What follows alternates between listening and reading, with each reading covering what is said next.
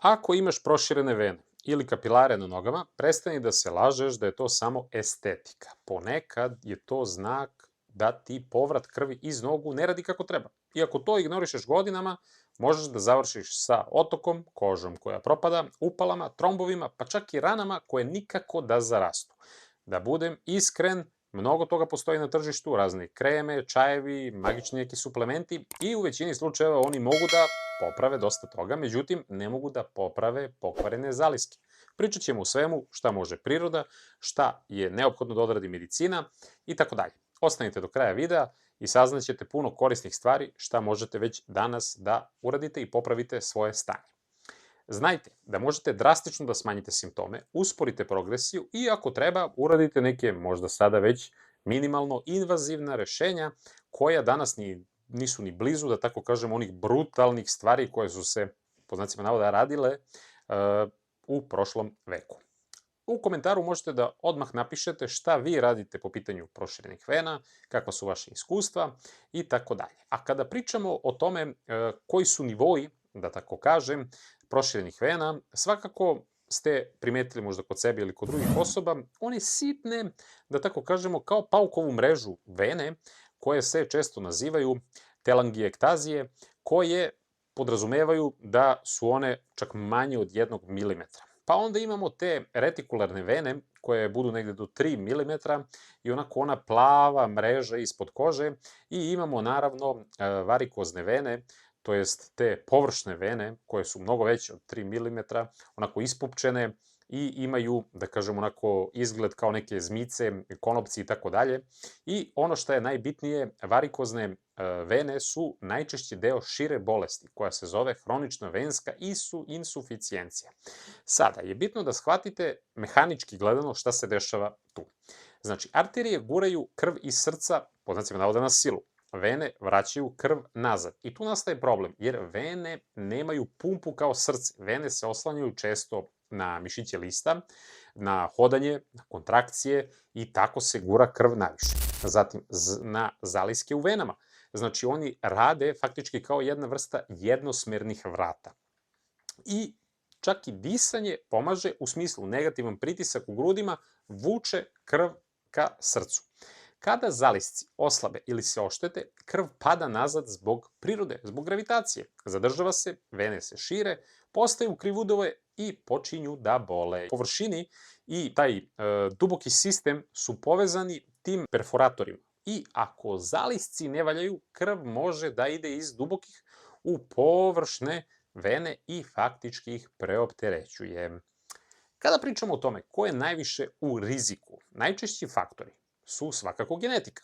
Ne možemo da biramo, znači, naše roditelje i često 2 do 3 generacije u istoj porodici mogu da muče ovu muku. Takođe, godine u smislu zalisci i zidovi vena gube jednostavno elastičnost kako starimo. Naročito ženski pol je izložen ovom problematikom u smislu hormona, pa onda trudnoća, pa znači onda pritisak u stomaku, pa kad na sve to dodamo gojaznost, znači pritisak, onda ovaj današnji način života i posla uglavnom, a to je dugo stajanje ili dugo sedenje i faktički to je jedna epidemija sada ovog modernog života, pa onda možda prethodna duboka venska tromboza, tromb, oštećenje dubokih zaliska, znači da ima puno tu nekih sindroma, ali ima i teme koja je interesantna, a to je estrogen.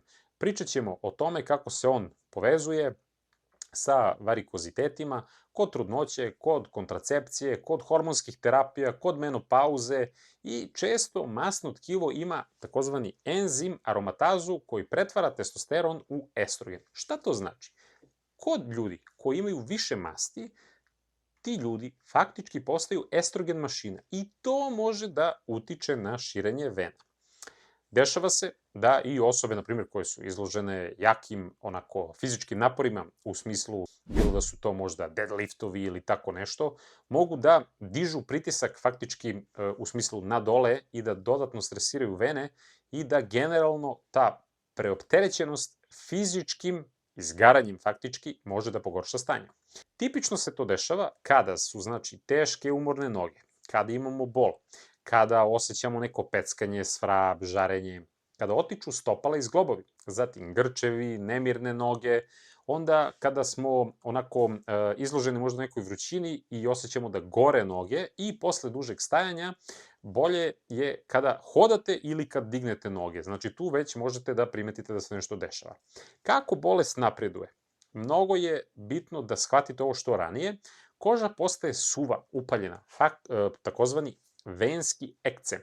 Onda se događa da koža postaje onako, dobije tu neku braunkastu pigmentaciju, naročito oko potkolenica, i to je takozvana biološka tetovaža, kako je neki nazivaju, i šta je interesantno, tkivo postaje tvrdo i fibrozno.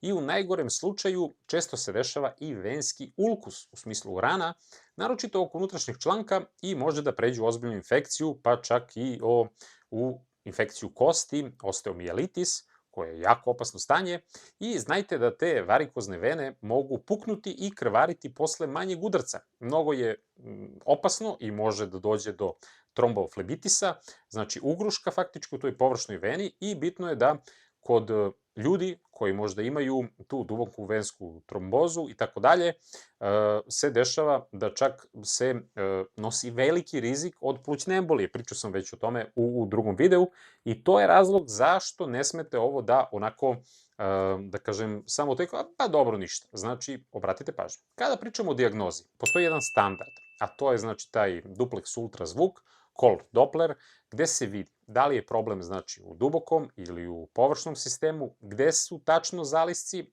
koji puštaju, i to značajno menja terapiju, pa onda znači ima tu dosta nekih testova i da kažemo ono, šta može lekar ručno da uradi, ali danas je ultrazvuk jednostavno ključ. I najvažnija stvar od svega, pre jačih kompresija treba isključiti ozbiljnu arterijsku bolest. I kada pričamo o nekim prirodnim varijantama šta može znači da uradi, trudimo se znači da smanjimo simptome, u smislu bol, težinu, otok, da se poboljša tonus vena, da se ta kapilarna propustljivost sredi, upala, da se, eto, ako ima ulkusa, da se tu znači podrži to u standardnu terapiju, i znači nema obećanja da će to da nestane za nedelju dana, nema šanse. Znači, ono šta definitivno radi, šta je osnova, kretanje, mišićna pumpa. To je priroda nama dala. Ako sedimo ceo dan i ne hodamo, bukvalno sabotiramo pumpu koja vraća krv. Znači, minimum je, da kažem, neki standard, hodanje svaki dan. Znači, ono, konstantno, ne 2 dana pa pauza nedelju dana. Znači, na svakih pola sata do sat vremena ustanite, proštajte, odradite neke vežbice 2-3 minuta, podignite noge kada odmarate, i bitno je da radite te neke vežbice u smislu da se možda dok ležite podižu noge, pa onda da vozite faktički onako kao bicikl, kao što smo možda radili kao mali, pa onda stojeći da onako podižete se na prste da bi trenirali svoje listove, i onda, na primjer, čučanje je jako dobar, i ima, da kažem, tu tih dosadnih vežbi, ali je istina, znači mišići lista su faktički kao jedno malo srce, i to nemojte da zapostavite. Kada pričamo o kompresionim čarapama, one rade jednostavno posao, zato što, ali to ćete sa lekarom da vidite promer i tako dalje, znači one smanjuju otok, težinu, progresiju, korisne su čak i kad nemate simptome, jer sprečavaju komplikacije. Znači, uglavnom se tu gleda i pravi onako progres kako vreme ide, i naravno koriste se neki niži nivoji, a jače kompresije nekima su odlične, ali mnogi ih ne podnesu bez tog dobrog, da kažem, podešavanja. Znači, ono šta stvarno nosite svaki dan vredi više od idealne čarape koja stoji da kažem, i u fioci. Znači, bitno je konzistentnost.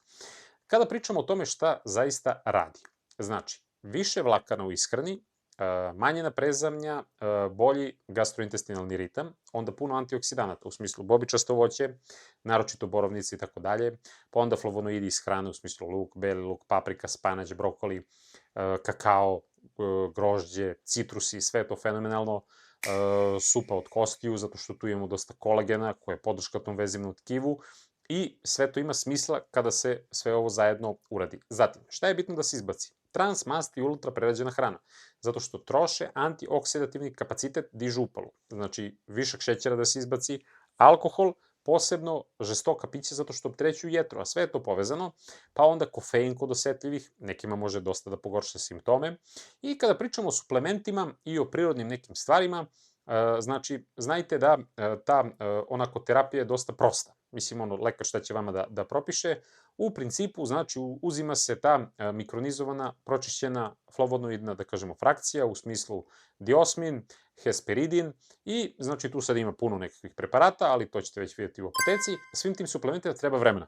Jednostavno, pored toga, naravno, imate sad puno kremica, puno čajeva, pa se sad tu pominju, znači, divlji kesten, heljda, gavez, breza, kopriva, borovnice, ginko, etarsko ulje, pa imamo onda, znači, mentu, peršun, pa maslinovo ulje, pa kupus obloge, kao što rekoh, već i gore, beli luk, kopriva, neven, hajdučka trava, petrovac, pa onda ruzmarin, ekstrakt semena grožđa, rutin, vitamin E je generalno jako bitan, magnezijum, i imate sad tu puno, da kažem, i ovih mazalica, u smislu čempres, etarsko ulje, hamamelis, arnika kreme i naravno sada sve to onako uz suplementaciju, kao što rekao, vitamin E, magnezijum, vitamin C, sve ćete to već sa lekarom ili sa vašim farmaceutom, shodno vašoj, da kažem, individualnoj postavci, šta sve imate od udruženih bolesti možda, vaš način života i tako dalje, i onda će oni uživo da vam daju najbolji savet šta i kako da iskombinujete. Bitno je da znate da je jetra i zdravlje jetre veoma važno za ovu priču. Iz kog razloga?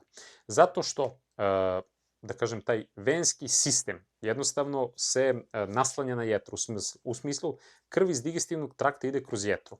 Ako je jetra masna, ima fibrozu, cirozu, generalno se pravi taj pritisak koji je kontra, u smislu da se pojačava mogućnost hemoroida, problema sa želucem i generalno pritisak u venskom sistemu se menja. I tu se sad pominju razne neke, da kažem, opcije, imate one soli, tutka i tako dalje, ali sve to sa lekarom, jer to nije svakako igračka. Ako ne radi, da kažem, ovo sve prirodno svoj posao šta bi trebalo da uradi, generalno se onda predlažu neke opcije, ima ih sad više, da li je to ona ablacija, endovenska, pa imamo tu, znači, da li je laser, radiofrekvencija, mehanohemijska ablacija, venski lepak, ona skleroterapija, mikroflebektomija.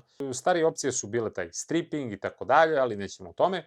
Ono što je, znači, bitno da se zatvori, da kažemo, ta loša vena i da se preusmeri krv u zdrave puteve. Znajte, ako je ovo hronična bolest, može da se vrati u drugim venama, zato se onako posmatra celo stanje. Kada pričamo koje su crvene zastavice, ako imate nagli otok jedne noge, jak bol, crvenilo, toplota, sumnja na trombozu, krvarenje iz vene, onda rana, ulkus, neko crvenilo, gušenje, bol u grudima, iznenada slabost, znači odmah kod lekara i evo pišite baš vaše iskustva, šta ste vi radili, kako ste rešili ovu problematiku, šta je vama dalo rezultate i veliki pozdrav od mene i vidimo se u nekom od narednih videa. Veliki pozdrav!